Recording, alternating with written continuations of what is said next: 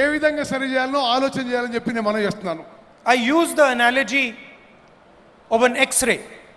When somebody gets injured, the first thing you do, you go to the hospital, the doctor says, let us do an X-ray. నేను ఒక x ray లాగా పోలుస్తున్నాను. ఎట్లంటే ఎవరికి accident అయినా doctor మొదటిగా ఏమంటాడంటే hospital పోయి ఎక్స్రే చేయించుకోవాలని. అదే పోలిక దీనికి ఇస్తున్నాను నేను. No one will ever say to you, please don't have an X-ray. No doctor will say it. Nobody will ever say to you, if you have got an injury in your arm, do not have an X-ray. మీకు దెబ్బ తాకితే ఎవరు కూడా doctor కూడా ఎవరు కూడా x ray చేసుకోవద్దని చెప్పరు మీకు. In fact, if some doctor were to tell you that I suspect that your arm is broken, but you should not have an X-ray, you will say that the doctor is crazy. ఒక doctor మీకు మీ చెయ్యి ఇరుగుండొచ్చు కానీ మీరు x ray చేసుకోవద్దు అని చెప్తే ఆ doctor పిచ్చోడు అనుకుంటాం మనం. The doctor does not understand the basics of medicine. అంటే ఆ డాక్టర్కి మెడిసిన్ యొక్క బేసిక్స్ అని చెప్పి స్పష్టమవుతుంది. And that is all I am saying. I am saying we all agree that there is a concept called caste in India. We all agree that there is a concept called caste discrimination in India. Let us simply measure it and tell everybody in this country the extent of this discrimination. That's all. ఈ కుల వ్యవస్థ ఉందని ఈ కుల వివక్ష ఉందని భారతదేశంలో ముందు మనం ఒప్పుకుందాం. ఒప్పుకొని ఆ తర్వాత పూర్తిగా ఏ ఎక్స్టెంట్కి ఉంది ఏ విధంగా ముందుకు పోదామని చెప్పి మనం నిర్ణయాలు తీసుకుందాం. And the moment I say this, the people in the BJP, the leaders of the BJP, the Prime Minister suddenly start to say that I am dividing the country. నేను ఇది మాట్లాడగానే బీజేపీ నాయకులు ప్రధానమంత్రి కూడా నేను దేశాన్ని విభజించే ప్రయత్నం చేస్తున్నానని నా మీద ఆరోపణలు చేస్తున్నారు. Since when has revealing the truth of this country divided this country? దేశం గురించి నిజం చెప్తే అది దేశాన్ని విభజించడమా అని చెప్పి నేను అడుగుతున్నాను. All we are saying is let us explore the truth. నేను అంటున్న ఒకటే, మనం నిజం పరిశీలించాలి, నిజం తెలుసుకోవాలని చెప్పి నేను మనం చేస్తున్నాను. Foundation of all our religions is truth. Foundation of all our religions is ahimsa. All we are saying is let us explore the truth of discrimination. అన్ని మతాల్లో ఉన్న విషయం మనం నిజంతో పోవాలని, మనం ఈ విషయంలో కుల విషయంలో కూడా నిజం తెలుసుకొని ముందుకు పోవాలని చెప్పి నేను మనం చేస్తున్నాను. First of all, let us find out how many Dalits, how many OBCs, how many Adivasis, how many minorities, how many general caste, how many women there are in this country. మనము ఈ census ద్వారా ఎంతమంది దళితులు ఉన్నారు, ఎంతమంది ఆదివాసులు ఉన్నారు, ఎంతమంది ఓబీసీలు ఉన్నారు, ఎంతమంది మహిళలు, ఈ వివరాలన్నీ కనుక్కునే అవకాశం ఉంటుంది. After that, let us find out how is wealth distributed in this country. అది చేసిన తర్వాత దేశం యొక్క ధనం ఏ విధంగా ఈ సామాజిక వర్గాల్లో మరి విభజించబడదో అది కూడా కనుక్కుందాం. What share of wealth do Dalits have? What share of wealth do OBCs have? What share of wealth do women have? Let us find this out. దేశం యొక్క ధనం దళితుల దగ్గర ఎంత ఉంది, ఆదివాసుల దగ్గర ఉంది, ఓబీసీల దగ్గర ఎంత ఉంది, అది మనం కనుక్కోవాలి. Let us find out how many poor general caste people there are. ఎంతమంది నిరుపేదలు ఉన్నారో మరి తెలుసుకోవాలి మనం. Let us ask ourselves the question, how many Dalits are there in corporate India? How many OBCs are sitting in the top 500 companies of this country? How many OBCs, Dalits, Adivasis are there in the judicial system? How many Dalits, OBCs, Adivasis are there in our forces? Let us ask these questions. Why are we scared of asking these questions?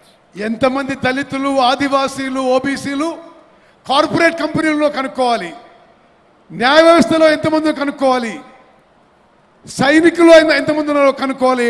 ఇది అవసరం అని చెప్పి నేను భావిస్తున్నాను. The only people who can resist asking this question are the people who are hiding the truth, who do not want the people of India to know the truth about discrimination in this country. దీనికి వ్యతిరేకం ఉన్నవాళ్ళు కేవలం నిజం బయటికి రావద్దు అనే వాళ్ళే దీనికి వ్యతిరేకం అని చెప్పి నేను మనం చేస్తున్నాను.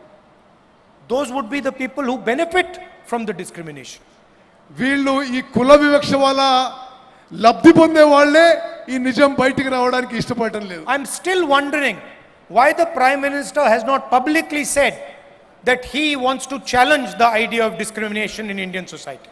నేను ఆశ్చర్యపోతున్నా, ప్రధానమంత్రి గారు ఇప్పటి వరకు కుల వివక్ష విషయాన్ని ఈ దేశంలో ఛాలెంజ్ చేయడానికి ముందుకు వస్తున్నానని ఒక్కసారి కూడా మాట్లాడలేదు. Why hasn't he said he wants to know how many Dalits there are in India's boardrooms? మరి ఇండియా కార్పొరేట్ కంపెనీల్లో ఎంతమంది దళితులున్నారో మరి నరేంద్ర మోదీ గారికి తెలియవద్దని ఎందుకున్నది? How many OBCs are in our judicial system?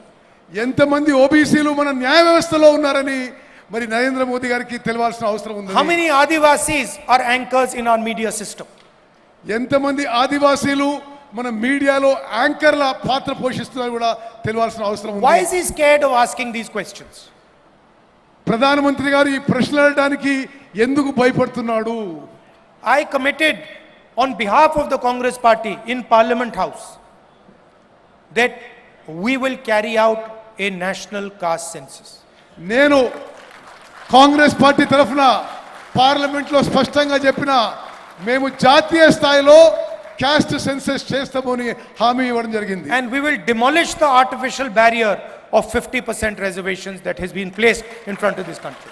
ఇప్పటి వరకు ఏది ఉందో 50% వరకు రిజర్వేషన్స్ అది మేము ఎత్తేస్తామని చెప్పి నేను మనవి చేస్తున్నాను. And for me, Telangana is the model of the national caste census.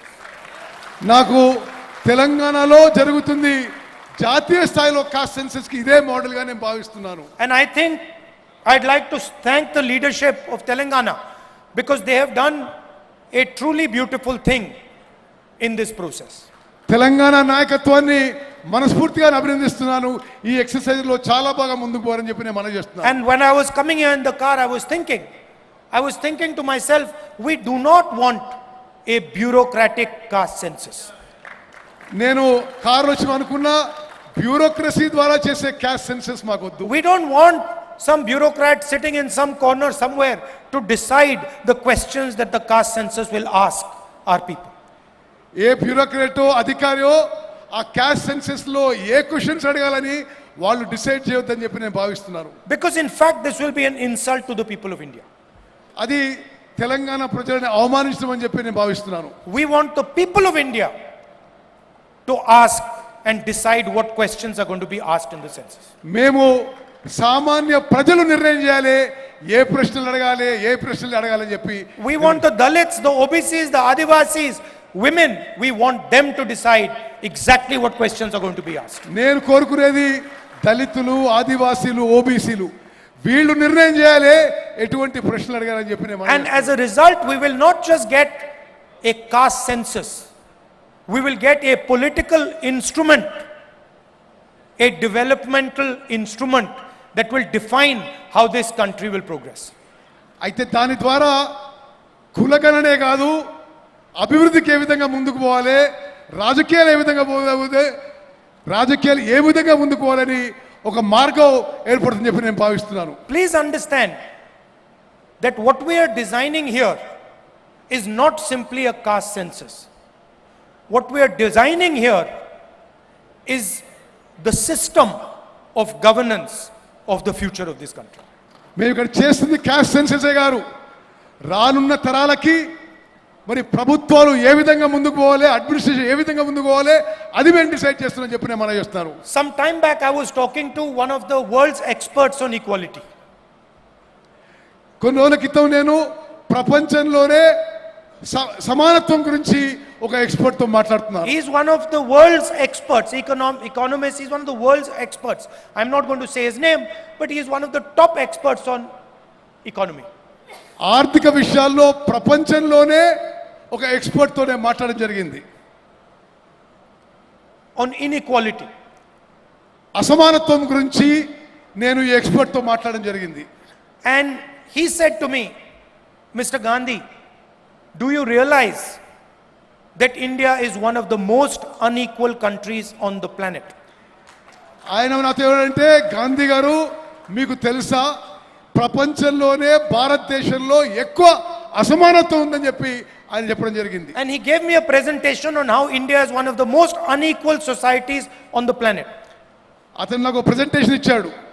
ప్రపంచంలోనే భారతదేశంలోనే ఎక్కువ అసమానత్వం ఈ సమాజంలో భారత సమాజంలో ఏ విధంగా ఉందని చెప్తూ. And after his presentation I said to him, my brother, you are telling me that India is one of the most unequal societies on the planet, but your analysis does not even include the single biggest discriminator in Indian society, which is called caste.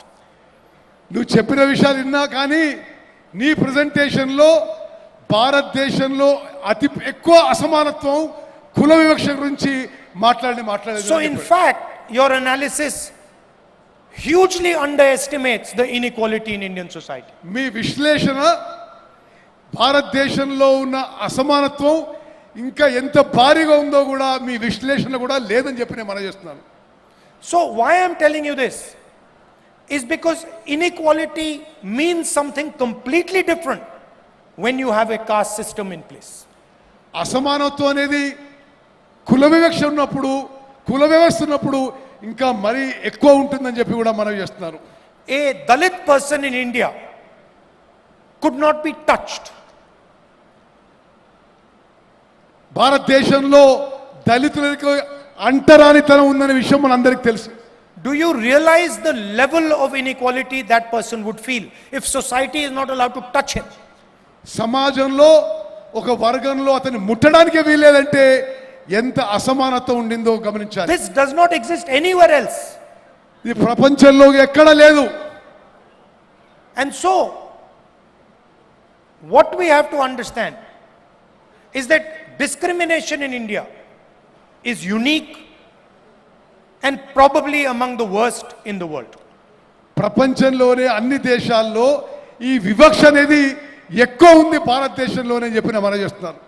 And if we want to talk about a powerful country, if we want to talk about progress, if we want to talk about happiness among our people, the absolute first thing we need to do is identify the amount of discrimination and the nature of discrimination that is taking place here. దేశం ఆర్థికంగా శక్తివంతంగా ఎదగాలంటే దేశంలో సంతోషం పెరగాలంటే ఈ కుల వివక్షని నిర్మూలన చేయాల్సిన అవసరం అని చెప్పి నేను భావిస్తున్నాను. As a politician, I am accountable to you. ఒక రాజకీయ నాయకుడిగా నేను మీకు జవాబుదారీగా ఉండాలి. And when I speak of caste census, I speak as a result of that accountability to the people of India. ఆ జవాబుదారీతనం వల్లనే నేను మీకు అకౌంటబుల్ గా ఉండాలని చెప్పి నేను మనం చేస్తున్నాను. I simply cannot go to the people of India and ignore the fact that there is massive discrimination in this country. నేను ప్రజల మధ్యకు పోయి వీళ్ళలో అంత వివక్ష ఉందని చూసి అది మరి ఓర్చుకోవడం మంచిది కాదని చెప్పి I cannot lie to Dalits, I cannot lie to Adivasis, I cannot lie to minorities, I cannot lie to women that this country is fair to you. దళితులకి ఆదివాసీలకి ఓబీసీలకి మహిళలకి ఈ కంట్రీ మీకు సమానంగా ఉంటుంది మీకు ఫేర్ గా ఉంటుందని చెప్పలేకపోతున్నాను. Other people may be able to lie to you about it, I cannot lie to you about it. నేను ఆ విధంగా అబద్ధాలు చెప్పలేకపోతున్నాను. So I am fully committed to ensuring not only that caste census happens in Telangana, but that Telangana becomes the model for the caste census in the country. నేను తెలంగాణలో కులగణన చేయించడానికే కాదు భారతదేశానికే Telangana role model కావాలని నేను ప్రయత్నం చేస్తున్నాను. I am sure there will be some shortcomings in our caste census in Telangana. నాకు తెలుసు కొన్ని పొరపాట్లు జరగొచ్చు కాస్ట్ సెన్సస్ లో. We will try and iron out those shortcomings. ఆ పొరపాట్లన్నీ సరి చేసుకుంటూ ముందుకు పోతాం. And I would like this to be a conversation between civil society, the people of Telangana and the government of Telangana. ఇది civil society ప్రజలు తెలంగాణ ప్రభుత్వం మధ్యలో ఒక సంభాషణలాగా ఉండాలని చెప్పి నేను కోరుకుంటున్నాను. Because we want to develop a framework of progress, a framework of development for the entire nation, and Telangana is the first step in doing that. మొత్తం భారతదేశాన్ని తెలంగాణలో ఇప్పుడు చేస్తున్న ప్రక్రియని ఇది రోల్ మోడల్ గా చేసి భారతదేశం మొత్తం కూడా చేస్తామని చెప్పి మనం చేస్తున్నాం. And so I'd like to thank all of you who have come here, given your valuable time. I'd like to thank senior leaders of the Congress Party, Chief Minister, others, Deputy Chief Minister, PCC President. I'd like to thank all of you for your time, and I'm very, very proud that Telangana, the government of Telangana is taking this step. మీ అందరికీ మీ అమూల్యమైన సమయం కేటాయించినందుకు ధన్యవాదాలు తెలియజేస్తూ ముఖ్యమంత్రి గారికి, ఉప ముఖ్యమంత్రి గారికి, పిసిసి ప్రెసిడెంట్ గారికి నా ధన్యవాదాలు And to తెలియజేస్తాను. Uttam Reddy ji for an excellent translation. Thank you.